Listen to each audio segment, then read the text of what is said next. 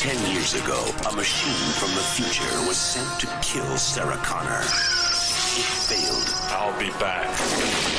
But this time, there are two. One programmed to destroy, the other to protect. Hasta la vista, baby. Arnold Schwarzenegger. Terminator 2, Judgment Day. Rated R. Starts Wednesday, July 3rd at a theater near you.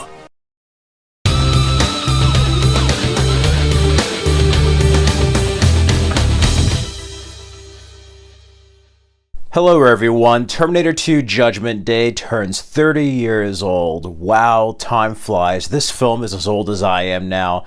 And what can I say? This is not only one of the greatest action films ever made, it's one of the greatest films made, period. In the history of cinema, James Cameron gave us a tour de force film, a sequel that not only measured up to the original, but surpassed it in every single way possible. A film that has influenced action and sci-fi for the decades to come. A film that pushed technology further than it's ever been pushed before, bringing us Jurassic Park, Avatar, the Star Wars prequels, bringing CG to the forefront and to something we all take for granted now. A film that has been imitated but never duplicated in the many years, including in its own franchise and series. Every Terminator sequel tried to imitate this film but could never duplicate what made Terminator 2 Judgment Day a special film to begin with. What can I say? I grew up with this film. And I initially did not like it. I couldn't get into it. I would always fall asleep. It was too long. It wasn't until I was like 8 or 9 that I fully got into it. I actually got into the original Terminator on VHS before I did T2. And that's crazy. But I enjoyed watching the first two James Cameron Terminator films on VHS. My brother had the VHS of the second one. My brother and my father went to go see it in theaters. I was just a toddler, but it's a film that I grew to love, and it's probably my favorite film from the year I was born in 1991. I have to say, I absolutely love this film. I love what James Cameron did, and this film has its dramatic moments, has its funny moments, its action-packed moments. It's just epic, and it's one of the best sequels. It's in the caliber of like Empire Strikes Back, Godfather 2, and The Dark Knight, you know? It's just that special type of movie. Arnold Schwarzenegger is in his prime here. They do something brilliant. In the first film, it's more of a horror science fiction movie, and this one's more of an action science fiction movie, but what they do, in the original trailer, you see them going towards John Connor in the mall, and you think Arnold's gonna shoot John Connor. You don't know Arnold. This is your first time seeing it. And even, you know, after seeing the first one, you don't know Arnold's going to be a good guy. You don't know he's going to be the hero until that one pivotal moment where they basically turn the script on its head. And I love that. For the first time doing it, that was such a game-changing event. Because, you know, Arnold was just a force to be reckoned with. So you immediately thought, you know, it's nothing personal. He's going to go after him. Go after John Connor. And no. We have the T-1000, wonderfully portrayed by Robert Patrick, another Texan. Shout out to Texans, but I love the effects there. It was so cool. I mean, even Capri Sun commercials in the 90s were inspired by this guy, the face morphing stuff. And Stan Winston provided some wonderful effects, practical and CG. And I tell you something, this is why this film holds up not only to the other Terminator sequels, but to any other film after so many decades. You know why? Because James Cameron has this philosophy about filming everything you can for real and only computerize what you cannot film for real. And for that, I think the film holds up incredibly well. And you can tell that Terminator Sarah Connor Chronicles kind of borrowed the same motto, the way it was filmed. Even though it was on TV, you could definitely tell there was more practical use when they had a chance to use practical effects. And because of that, I think the film holds up. And I also think there's a certain craftsmanship.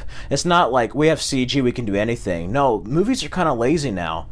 This movie had a craftsmanship to it, whether it was models, miniatures, animatronics, or the T-1000. Linda Hamilton is a badass female warrior. Before it was like a popular thing to do in films. She is the mother of the resistance. I love her in this. She was basically the final girl in the first Terminator. Now we get to see her as a seasoned warrior in a very different place at the beginning, in that mental hospital, but still a seasoned warrior. And everything that was built up in the first Terminator is paid off in this installment.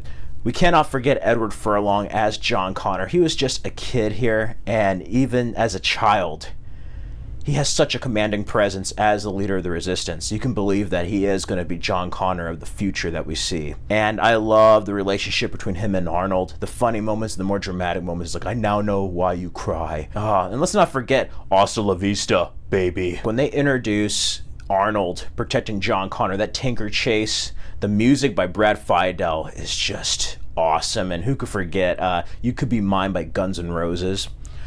I love that, the mental hospital escape. I love Cyberdyne. We have Joe Morton as Miles Dyson. He has a wonderful role here. And yeah, we get to see a few familiar faces from future TV shows, but I love the tanker chase and the music when he's shooting the machine gun at the T-1000 and then turns over the tanker and then rolls. Like, that's just awesome. Awesome. And Arnold is beaten up here, you know. And they did something very different with the T-1000 by making a slender, more sophisticated Terminator who is faster, less of a brute force and more tactile and strategic. And he's more lethal that way.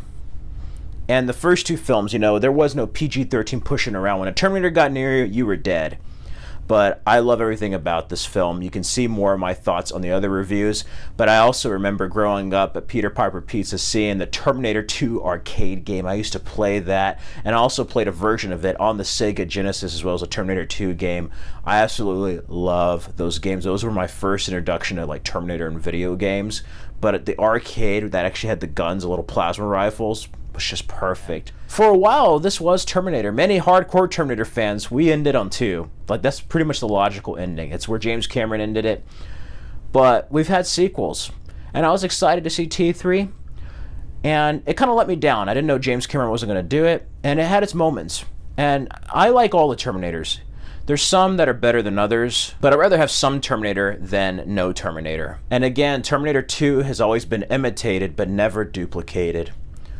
So those are my brief memories and thoughts on this 30th anniversary. It's very rare you can talk about a film 30 years later and it can still have the same impact as it did when it first came out. And it's kind of sad that there's sequels because I think it really undermines the importance of this ending. That was such a tragic ending with Arnold sacrificing himself. I do wish they kept the alternate ending. I love the alternate ending. It adds to the narration. You wouldn't have had sequels, and it's a good parallel to the first movie because in many ways, this movie is almost like a more high-budget remake of the first Terminator, but in the action genre rather than the horror genre.